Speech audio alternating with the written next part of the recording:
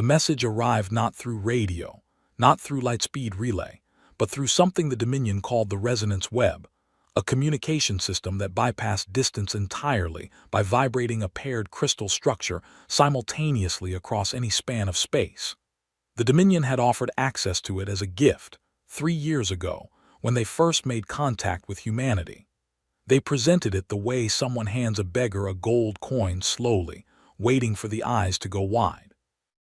Raymond Holt had accepted the crystal terminal with both hands, nodded once, and asked if there was somewhere he could get coffee. He was 61 years old, with gray at his temples, a scar along his jaw from a conflict on Earth that had ended before most of the Dominion's diplomats had been born, and a habit of carrying a folded newspaper under one arm the way other men carried briefcases. He did not look like Earth's most senior ambassador. He looked like someone's retired uncle waiting for a bus. The message that came through the resonance web on the morning of the 44th day of the third diplomatic cycle was formal, long, and composed in the High Dominion script that was meant to be read standing up. It was the kind of document that had made 17 different species surrender before it even reached its second paragraph. Holt read it sitting down, in a chair that the Dominion had provided for him aboard their diplomatic vessel, because he had complained once mildly that their standing platforms hurt his knees. The declaration ran to 4 pages. It cited humanity's unsanctioned expansion into the outer fringe, the refusal to register colony ships with Dominion territorial authority, the non-payment of passage rights through 3-star corridors, and what it called a pattern of deliberate cultural disrespect toward Dominion envoys. That last one was probably about the coffee incident. Holt read to the end, set the document down on the table beside him, and was quiet for a moment. Then he laughed, not a long laugh, not a mocking, theatrical laugh designed for an audience. It was the short, tired laugh of a man who had just seen something he had seen before in different clothes. He was still laughing slightly when he noticed the resonance channel was still open. The crystal terminal was transmitting back. On the other end, in the High Council chamber of the Dominion, 11 senior officials and Admiral Draven himself were watching his reaction in real time. He did not adjust his expression. He reached to the side of his chair, picked up the newspaper he had folded there that morning, printed on real paper, shipped from Earth on the last supply run, and opened it to the middle section. The sports results. Earth football. Scores from games played while he had been sitting in diplomatic sessions listening to the Dominion explain the proper hierarchy of the galaxy. Draven's voice came through the terminal. He was a large creature, gray-skinned, with 4 eyes arranged symmetrically, and a voice that resonated at a frequency slightly too low for comfortable human hearing. He had never failed to use that voice at full volume in Holt's presence. "Ambassador, you have received the declaration of the High Dominion. Do you understand what has been transmitted to you?" Holt did not look up from the newspaper. "Yes," he said. "You've declared war, give us a moment." The silence on the other end lasted 4 full seconds. In Dominion diplomatic terms, 4 seconds of silence from a council chamber indicated a level of collective shock that rarely occurred outside of major military defeats. Holt turned a page. He was not performing. That was the thing that Counselor Sierra, watching from the far left of the council chamber, would think about for a long time afterward. She had studied human behavior files extensively before this posting. She had prepared for aggression, for pleading, for the specific kind of loud defiance that smaller civilizations sometimes displayed when cornered. She had not prepared for a man who appeared to have genuinely, immediately filed the declaration away under things he had already accounted for, and moved on. On Earth, the declaration had arrived simultaneously through the shared resonance terminal at the UN Security Building. The chamber was full. Generals, ministers, science advisors, and 2 heads of state who had come in person, because the diplomatic situation had been escalating for months, and everyone had sensed this moment coming. A communications officer confirmed that Ambassador Holt had received the transmission. Someone asked if he had responded. The officer looked at her screen. He sent a reply transmission, yes. What did he say? She looked up. He didn't say anything. He sent a document. It appears to be a newspaper clipping. Football scores. The room was quiet for a moment. General Volkov, who was standing at the back with a thermos he had brought from his own office, unscrewed the cap. "Good," he said, to no one in particular. "Then we're fine." Nobody asked him to explain that. A few of them already understood. The rest would later. Back on the Dominion vessel, Draven watched the open channel for another 3 minutes. Holt read his newspaper. He paused once, at something in the football results, and made a small sound of mild interest. Then he folded the paper, set it down, looked directly at the crystal terminal and said, "We'll have a formal response to you within 72 hours. I'd recommend using that time to review your fleet positioning at the outer fringe. Some of those coordinates are out of date." He reached over and closed the channel. In the council chamber, 11 officials and 1 admiral sat in silence. Sierra wrote 1 line in her personal record that evening. He was not surprised. He was never going to be surprised. We declared war on something that has been at war with itself longer than our empire has existed, and our opening move was to expect it to be frightened of us. She underlined it. Then she went to find out where on this vessel a person could get something called coffee. The Dominion Intelligence Division had predicted the collapse of 4 civilizations before those civilizations had predicted it themselves. It had never been wrong. Senior analyst Boreth had worked the human file for 9 months and had requested 3 extensions on his initial report, because every time he thought he had found the bottom of the data, there was more underneath it. Admiral Draven summoned him the morning after the declaration. Boreth arrived with a look that Draven did not like, not the look of someone delivering bad news, the look of someone who had found something they did not have a category for. "How long have humans been spacefaring?" Draven asked. 61 years formally. Before that, orbital activity for about a century. And before that? Boreth set a file on the table. It was the thickest physical document Draven had seen in 30 years of military service. Humans had been recording their own wars for 5,000 years. The written record alone contained over 400 distinct large-scale conflicts. There had been a war fought over the inheritance of a single political seat that lasted 116 years. There had been a conflict that killed between 70 and 85 million people over 6 years, and it was considered the second worst event of its type. The worst followed 21 years later. Draven looked up. They did it twice, in the same century.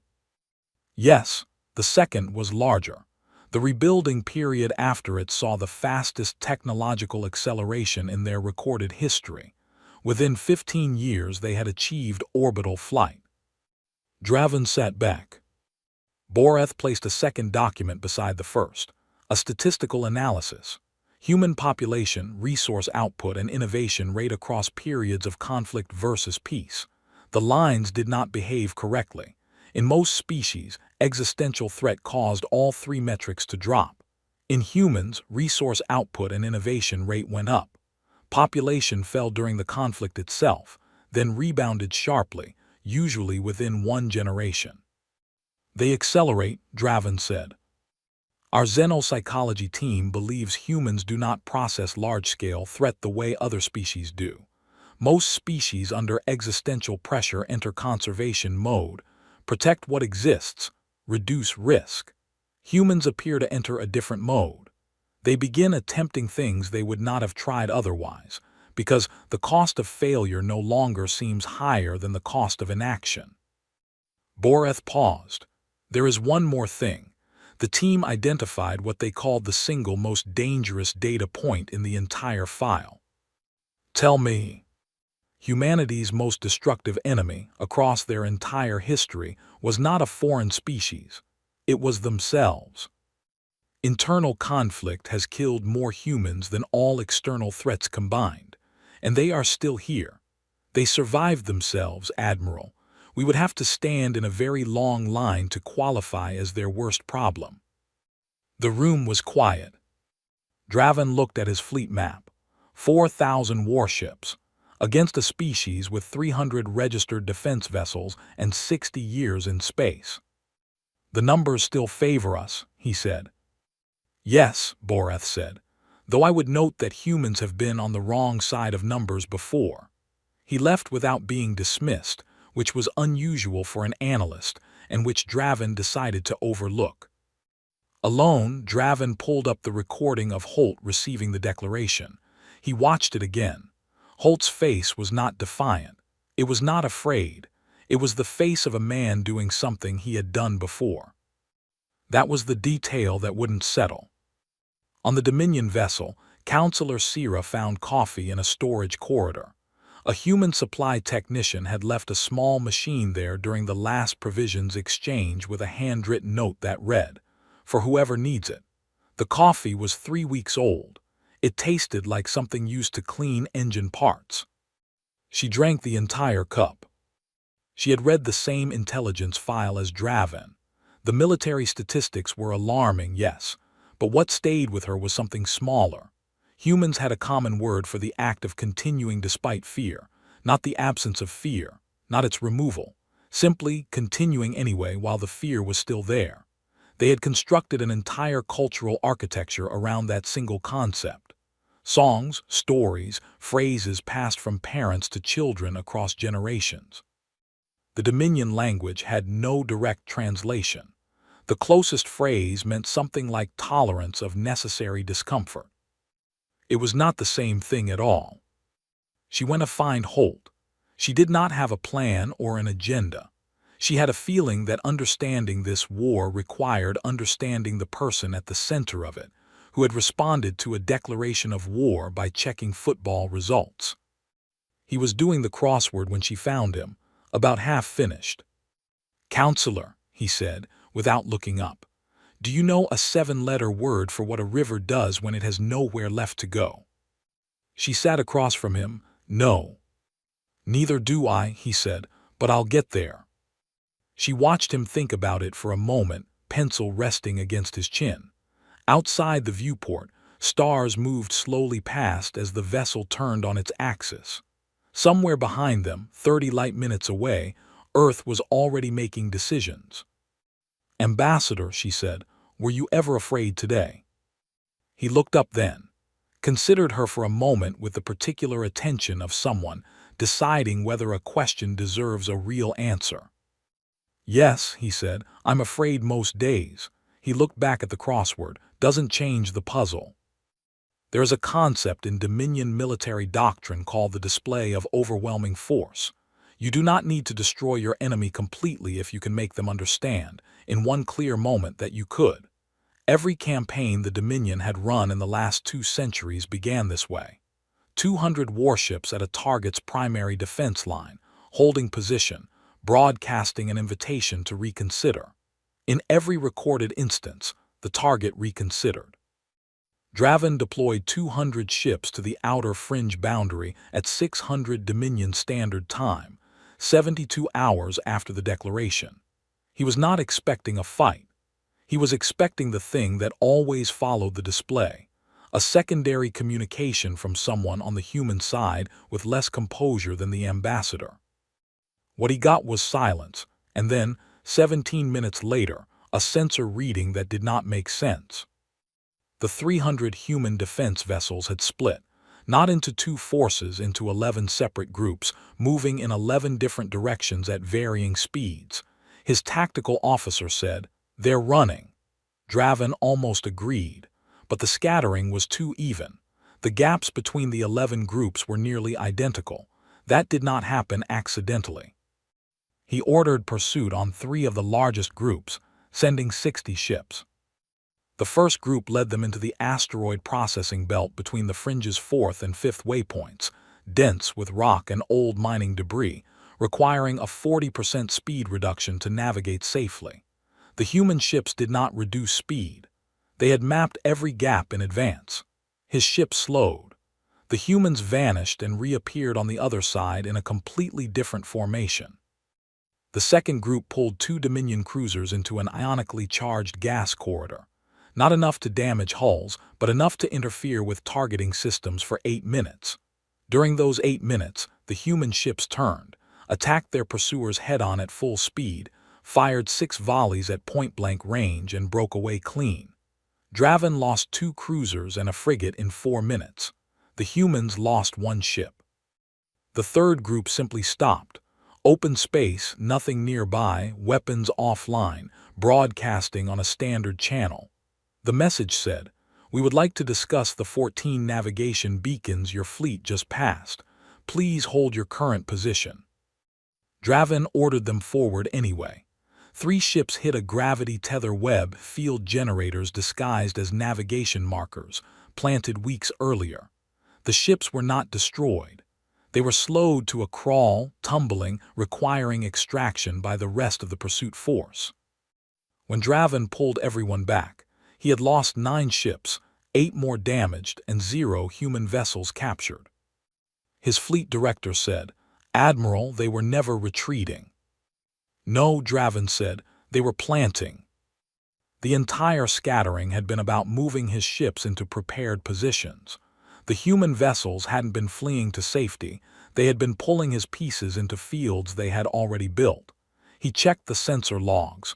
While he had chased 3 groups, the other 8 had repositioned. Not retreated, repositioned. They were setting something else up.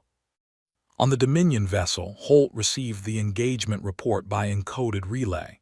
He was eating lunch. He read the numbers, set the report beside his plate, and finished his meal. Then he typed a reply to Captain Adiz Obi, Earth's forward defense commander. "Good geometry. Tell your pilots to sleep when they can." Obi replied in 4 minutes, "Already on it. They keep asking why you sent a newspaper clipping instead of a speech." Holt typed back, "A speech is what you send when you want someone to feel something.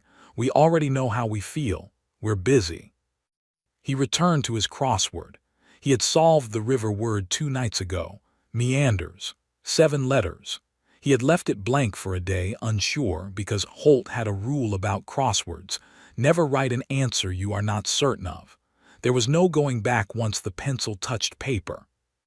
He filled it in now. Counselor Sierra came to find him there, the finished puzzle on the table, a second newspaper open. She had been in the room when Draven received the engagement report. She had watched Draven's face pass through several expressions and had not stayed to see what settled there. "They weren't trying to win that engagement," she said. "Not a question. No, they were learning what you do when surprised, and giving you something to be angry about so you'd push forward faster than you should." She sat.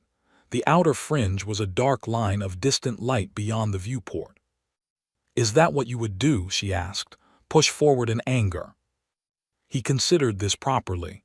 "I've done it before," he said. "Doesn't end well." She looked at him.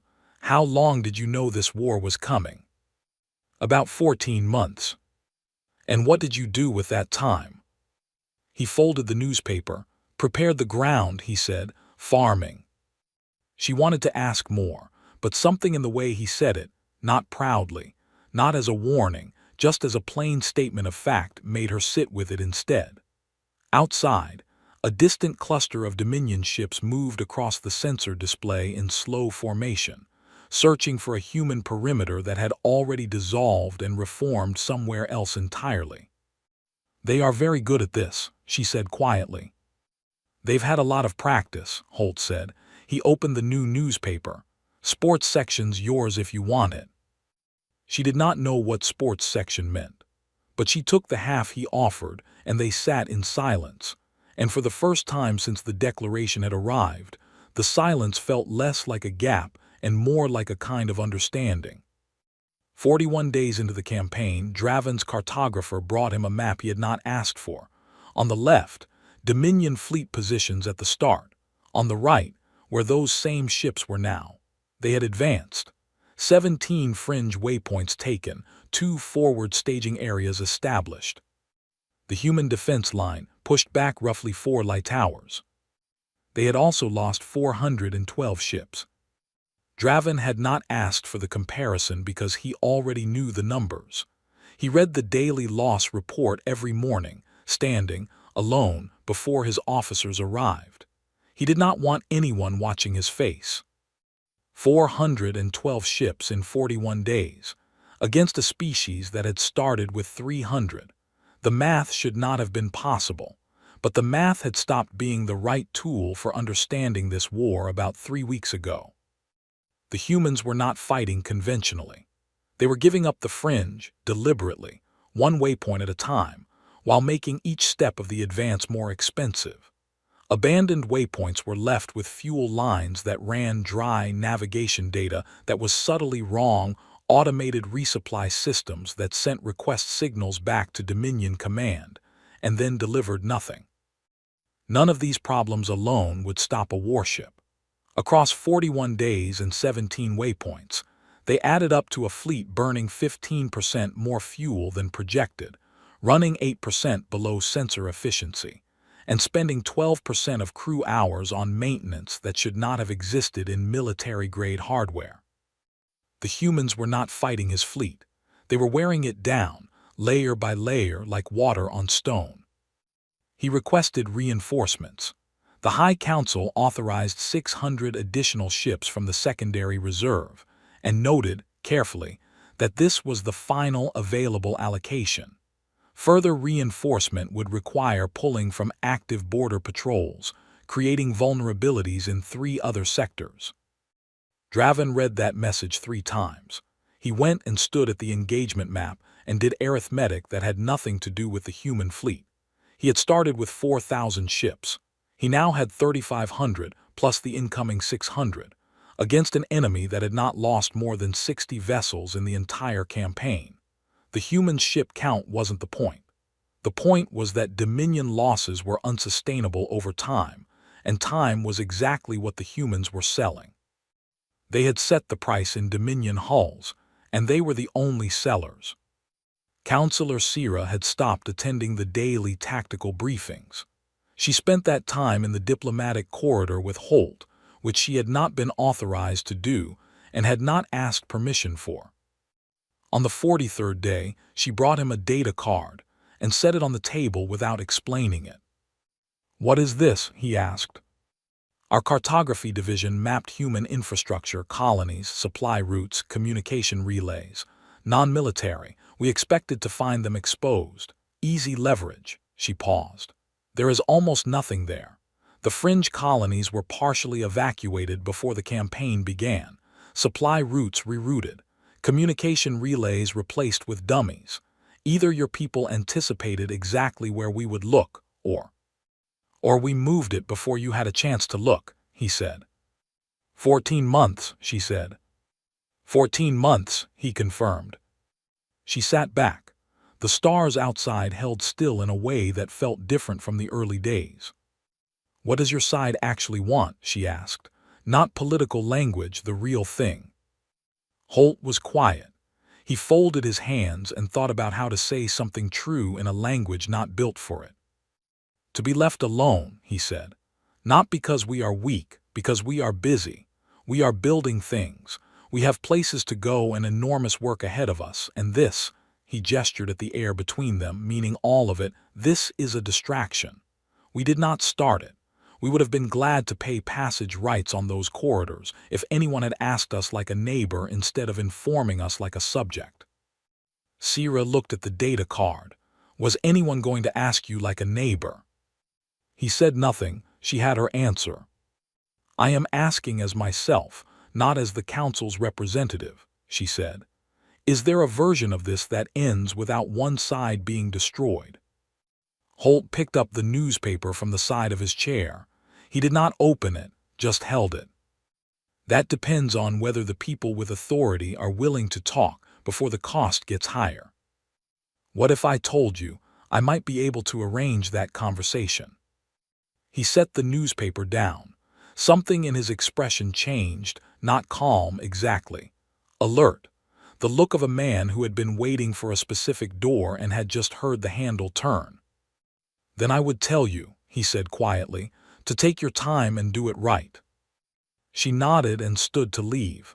At the door she stopped. The humans you evacuated from the fringe colonies, she said. Where did you put them? Holt thought for a moment. Somewhere safe, he said, and somewhere close enough to go back. She left. He opened the newspaper. He did not read it for a while. He just sat with it in his hands, thinking about timing and patience, and the difference between a door that opens and a door that is opened for you. On Earth, Volkov received a field report from Obi. The Dominion's forward fleet had slowed its advance for the first time since the campaign began. Not stopped, slowed. He made a note of it and sent a single line back to Holt's relay. Clock is ticking the right direction. Don't rush it. Holt received the message, read it, and typed back 2 words, never do. Then he finally opened the newspaper.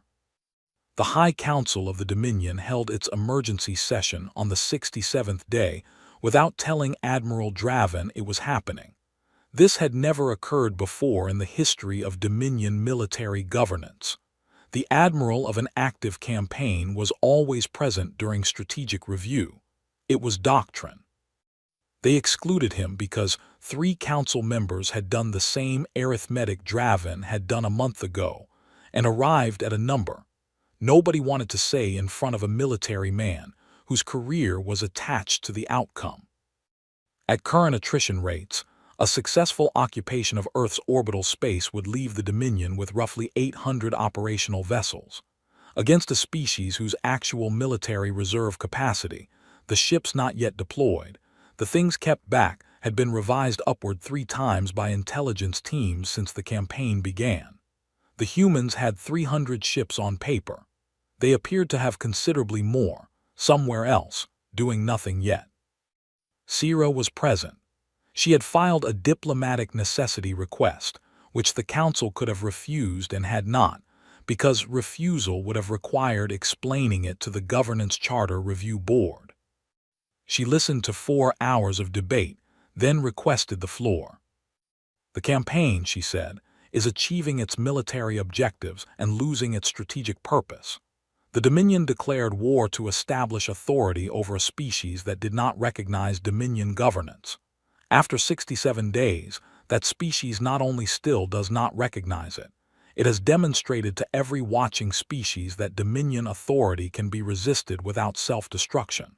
The longer this continues, the worse that lesson becomes, but there may be an exit. She did not describe the exit. She said only that a diplomatic framework was possible that would let both parties end the campaign without either formally surrendering. She needed authorization from the council, not the admiral, because what she intended required flexibility that military command structures were not built to allow. They authorized her in 40 minutes. She found Holt in the corridor near the coffee machine, sitting on a supply crate, reading a paperback book. When she asked what it was, he said, "A newspaper but longer with a story instead of news." She considered this and decided it made sense. "They authorized you," he said before she could speak. "How did you know I had been to the council?" "You walked in like someone who'd been given permission and was still checking whether it covered everything she actually needed." She sat across from him. "What can you agree to without returning to Earth first?" "Most things. I have broad authority. The Dominion cannot formally request a ceasefire. If the Council initiates it, it signals weakness to the member species watching. Some have been waiting for exactly that opening." She paused. "But if the human side proposed a framework framed as a diplomatic initiative rather than a military concession, the Council could respond to it. Present it internally as the Dominion choosing restraint rather than being forced to stop." "We propose it," Holt said, "so it looks like we're the ones asking." "Yes. And what do we actually receive for letting you save face?" "Formal recognition of human territorial sovereignty in the outer fringe, no passage rights, no tribute, no registration requirements, a buffer zone maintained by mutual agreement." Holt looked at his book. He thought about 14 months of preparation. He thought about Obi and the pilots sleeping in shifts, the families in temporary shelter waiting to go home, Volkov drinking tea at 300. He thought about the crossword rule. Do not write the answer until you are certain. One addition, he said.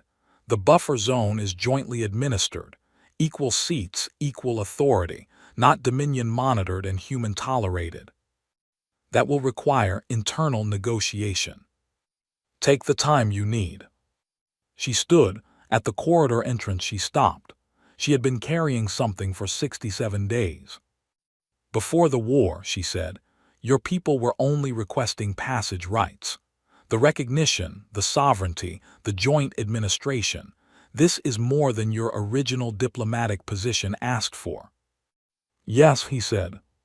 So the war got you more than negotiation would have. He looked at her. We got it because we were willing to pay the cost of it, he said. That is not the same thing as wanting the war. She nodded, she left. He stayed in the corridor for a while, not reading. The coffee machine hummed beside him. He listened to the sound of it, small, ordinary, the sound of something that did not care about declarations or fleets or attrition rates. Just a machine doing its one job.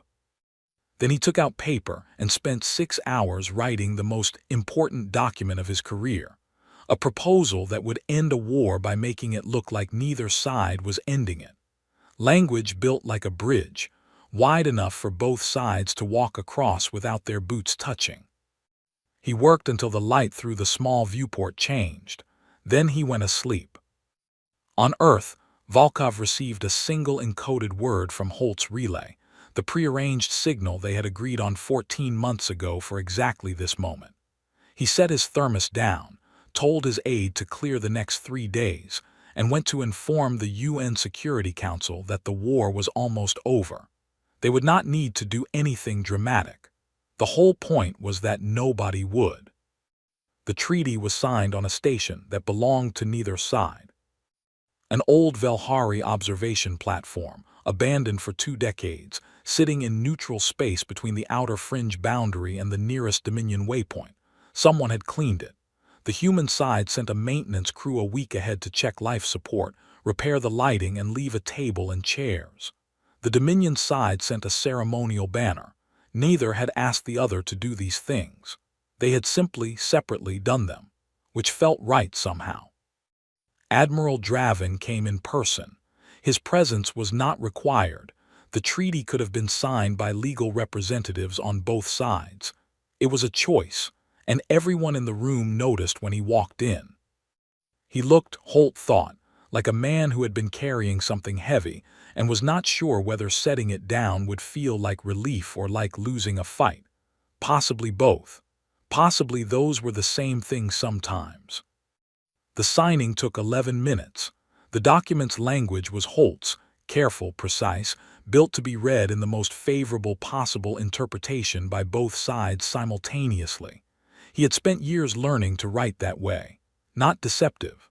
Wide enough for 2 understandings to walk through the same door without colliding. When it was done, people moved into the adjoining room. The human delegation had brought coffee. The Dominion brought Sherath, a warm grain drink consumed at the end of formal occasions. Sierra poured herself a cup of each and stood at the viewport, looking at the fringe stars. Dravin approached Holt when the room had thinned. He stopped at a respectful distance, arms at his sides in the Dominion posture for speaking without rank.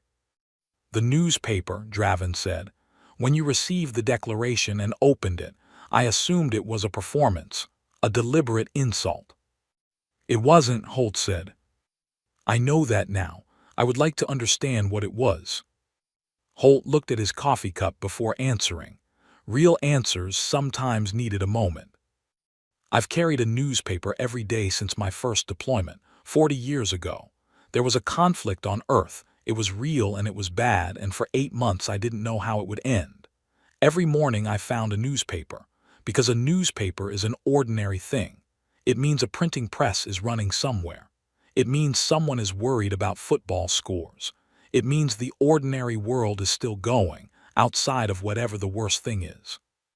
When the declaration came in, I laughed because I recognized it. I have seen declarations before. I know what comes after them. He gestured at the station around them. Tables, chairs, refreshments, signatures. Draven was quiet. You were not afraid. I was afraid every day. The newspaper was also for that. Draven looked at him with an expression Holt recognized after a moment. The expression of someone who had expected an enemy and found something else, and was still working out how to hold it. We would not have backed down, Draven said. If the cost had not become what it did, we would have pushed through. I know, Holt said, we accounted for that. And if you had lost, we would have made it expensive enough that the next calculation would be different. Draven made a sound with no translation, not quite a laugh, something that sat between them like an acknowledgement. Then he left. Holt stood at the viewport with his coffee, watching the Dominion ships begin their long withdrawal. The fringe families would start returning home before the withdrawal was complete. Obi had already sent the first convoy. Sierra came to stand beside him.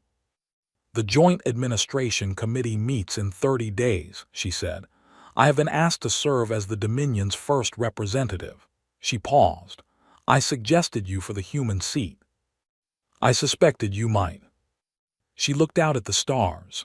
I found something in our cultural archive, an old phrase from before the Empire, from the age of our own early conflicts. She told him. It translated roughly as, the will that does not wait for the fear to stop. That is close, he said. Not the same. He thought about it. Ours is simpler. We call it going anyway. She was quiet. Then, I received something this morning. Our cultural division has apparently started following Earth sports. One of your football teams won something significant. She passed him a data card. I was told it might belong on page 1. He took it, looked at it, smiled, a real one, the kind that moved the scar along his jaw. He folded the card and put it in his jacket pocket, next to the newspaper he still carried, because some habits were not about the thing itself but about the space it held in the day. The space that said, the world is still going. The ordinary things are still here. Outside, the stars were quiet. Inside, people talked across the table and drank coffee and Shereth side by side, and signed their names to a document that made the galaxy slightly less likely to burn itself down. That was enough, Holt thought. That was always enough.